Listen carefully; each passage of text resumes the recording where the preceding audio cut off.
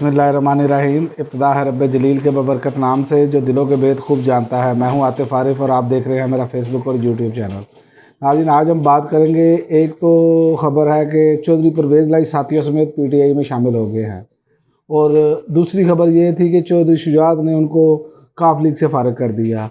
लेकिन खैर वो अब खबर दब गई, समझें कि उसका तो मकसद ही फौत हो गया, क्योंकि परवेज़ लाई साथियों समेत जो उनके MPs से उनके साथ वो शामिल हो चुके हैं तहरीक इंसाफ में।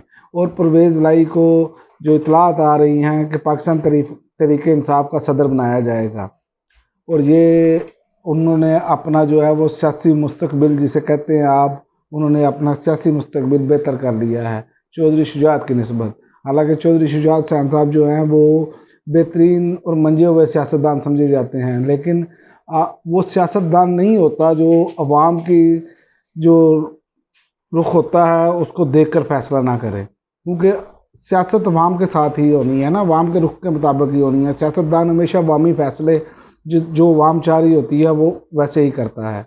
लेकिन मुझे समझ नहीं आई कि उन्होंने कैसे ये किया। शायद इस्टेब्लिशमेंट का भरपूर दबाव, या वो चाहते हैं कि वो उनके बच्चे और वो केसेस से बचे रहें, क्योंकि जो इस टाइम केसेस की भरमार शुरू की हुई है इन्होंने, वो तो अंधाधुंध है।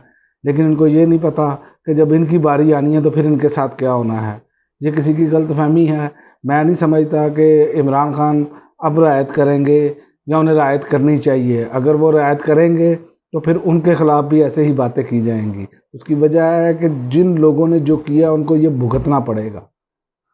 ये कोई तरीक़ाकार नहीं है कि ये जुल्म करें और आप माफ़ करते चले जाएं। ऐसे नहीं होता। माफ़ी उस आप अपनी ज़ात की हद तक तो माफ़ी दे सकते हैं खान साहब, लेकिन ये नहीं हो सकता कि ये जुल्म दूसरे लोगों पर भी किया जाए और अवाम पर भी जुल्म किया जाए और उसकी माफ़ी दे दी जाए, तो ये तो मुमकिन नहीं है। और दूसरी एक और ख़बर है कि कल से जेल भरो तहरीक का जो है वो ऐलान कर दिया हुआ है। वैसे ही तहरीक इंसाफ ने टांगे कांप रही हैं और धमकियां भी दी जा रही हैं कि हम गिरफ्तार करेंगे, हम उसके ख़िलाफ़ कार्रवाई करेंगे। राना सनाउल्लाह साहब का आपको पता ही है कि कैसे वो धमकियां लगाते हैं। इनकी धमकियां कल देख के आपको खुद ही अंदाज़ा हो जाना चाहिए कि अवाम का समुंदर देख के ये जो गिरफ्तारी का जो इन्होंने प्लान बनाया था, सब कुछ गीला हो गया। इनकी आवाज़ सारी खिसक गई, क्योंकि इनको अंदाज़ा था कि अवाम का जो जम गफ़ीर है, इसमें अगर हमने इमरान खान को गिरफ़्तार करने की कोशिश की तो बहुत शदीद रद्द-ए-अमल आएगा। सियाने तो ये बहुत हैं, इसको आप ये नहीं कह सकते। सिर्फ ये धमकियाँ और वो जो होते हैं ना, फोके फायर जिसे पंजाबी में कहते हैं, ये फोके फायर करते हैं, और ये फोके फायर इनको लेने के देने पड़ जाएंगे। और दूसरी जानिब मैं आपको एक और बात बताऊं कि इलेक्शन कमीशन जो है ना वो जेन्युइनली सहूलतकार है। फवाद चौधरी साहब पर भी पर्चा किया गया कि जिसको चीफ इलेक्शन कमिश्नर को ये कहा गया ये आईनी होता है। तो आप अंदाज़ा करें कि इलेक्शन कमीशन का काम है इलेक्शन करवाना, उससे इन चीज़ों से कोई सरोकार नहीं। एक तरफ ये कह रहे हैं कि जी डेट देना इलेक्शन कमीशन का काम नहीं, आइन में नहीं लिखा। तो अगर सदर ममलिकत ने डेट दे दी है, तारीख दे दी है 9 अप्रैल की, तो आपको क्या तकलीफ़ है बताएं? क्योंकि आप तो एजेंट हैं, जिनके एजेंट हैं वो हुकूमत आपको इस्तेमाल कर रही है। और ये कहते हैं कि जजेस भी जो हैं वो भी हमारी तरह ही हम जैसे हम कहें वैसे ही करें, और दबाव में लाने की कोशिश की जा रही है। अब देखते हैं कि जजेस दबाव में आते हैं या नहीं आते। लेकिन एक और इलेक्शन कमीशन ने एक फनकारी लगाई है। इन्होंने आज एक तजवीज़ पेश की है कि उम्मीदवार जो है ना वो 2 से ज़ायद हल्कों से इलेक्शन लड़ने से रोका जाए, उनको ये तरमीम की जाए आइन में। तो बंदा पूछे आपको क्या तकलीफ़ है, 2 हल्कों से लड़े या 10 हल्कों से लड़े, आपका जो काम है आप वो करें। आप कौन सी तजवीज़ें दे रहे हैं? आपका क्या काम है ऐसी तजवीज़ें देना? ये तो सियासतदानों का काम है कि आपस में मिल बैठ कर ये बात करें। तजवीज़ें आप दे रहे हैं, आपको क्या तकलीफ़ है? तकलीफ़ ये है कि इमरान खान सारे हल्कों से जीत गए थे जो इलेक्शन हुए ज़िमनी। ये तकलीफ़ है असल में, बुग़्ज़ इमरान है जो इनसे संभाला नहीं जा रहा। और ये बंदा बिल्कुल जानिबदार है, गैर जानिबदार नहीं है। इसलिए बिल्कुल सही कंपेन की तहरीक इंसाफ ने। मैं इस बात पे उनके साथ इत्तेफाक करता हूँ कि उन्हें ऐसे ही कंपेन करनी चाहिए, बल्कि इस शख्स का पीछे ही नहीं छोड़ना चाहिए।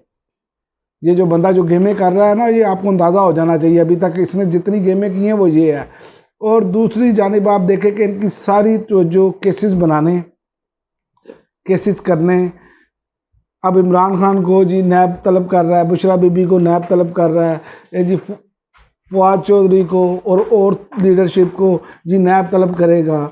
नैब ने पहले क्या किया, इसलिए चेयरमैन नैब ने जो है ना वो इस्तीफ़ा भी दिया कि उनको नज़र आ रहा था कि अब चूँकि एक तरफ अवामी मकबूलियत है और दूसरी तरफ आप ऐसी कार्रवाई करें जो पीछे बैठ के बंद कमरों में कार्रवाइयाँ करवाते हैं, वो तो मंजर आम पर आते ही नहीं कि क्या किसने करना है।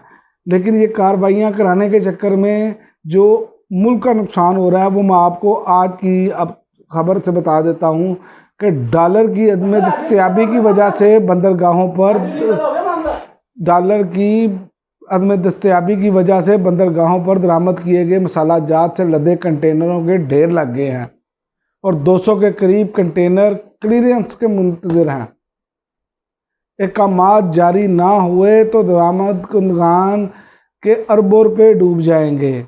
आप अंदाज़ा कर लें कि वहाँ पर मसाला जात मौजूद है और ये आ क्यों नहीं रहे, ये क्यों नहीं हर चीज़ उनको बरामद करने की यहाँ डॉलर्स नहीं दे रहे, इस पर भी एक गेम हो रही है।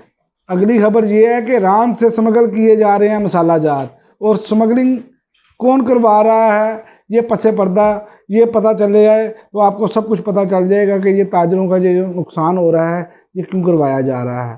कि उधर से बॉर्डर से मसाला जात जो हैं वो ये आज एक्सप्रेस न्यूज़ ने खबर दी है और ये सब कुछ पता है, लेकिन अवाम का नुकसान हो रहा है इसलिए इन्हें इससे कोई गर्ज नहीं है। आगे रमज़ानुल मुबारक की आमद है, पहले ही मामला आप देख लें कि कीमतें कहाँ से कहाँ चली गई हैं और रमज़ानुल मुबारक में भी ये मामला बढ़ते चले जाएंगे, क्योंकि उसकी वजह ये है कि हमारे यहाँ तो वैसे ही रमज़ानुल मुबारक में जो ज़ख़ीरा अंदोज़ हैं और जो बड़े मगरमच्छ हैं वो तो आसमानों पर रेड ले जाते हैं, और गरीब आदमी जो रोज़ा रख के इफ्तार करेगा, मशरूबात पे भी आपने देखा कि उसके ऊपर भी टैक्सेस वगैरह लग गए हैं, तो गरीब आदमी के लिए तो बहुत मुश्किल हो जाएगा। ये तो मुझे लगता है आइंदा आने वाले दिनों में जो सूरत हाल चल रही है ये पानी पीने पे भी टैक्स लगा देंगे, इनका बस नहीं चल रहा है, ये पता नहीं क्या अवाम के साथ सलूक करें। लेकिन जो अवाम इनके साथ सलूक करेगी वो आप इलेक्शन में देखेंगे कि कैसे इनकी दुर्गत बनती है, लेकिन गरीब आदमी का कोई पुरसाने हाल नहीं है, ना ही कोई हुकूमत है, ना ही कोई निगरान हुकूमत ऐसी कुछ चीज़ें दिखा रही है। बेलगाम है हर चीज़, और महंगाई का जिन जो है वो बोतल से बाहर ऐसे आ चुका है कि वो सबको खाता चला जा रहा है। अब तक के लिए नाज़रीन इतना ही, इजाज़त दीजिए। अल्लाह हाफ़िज़। पाकिस्तान जिंदाबाद।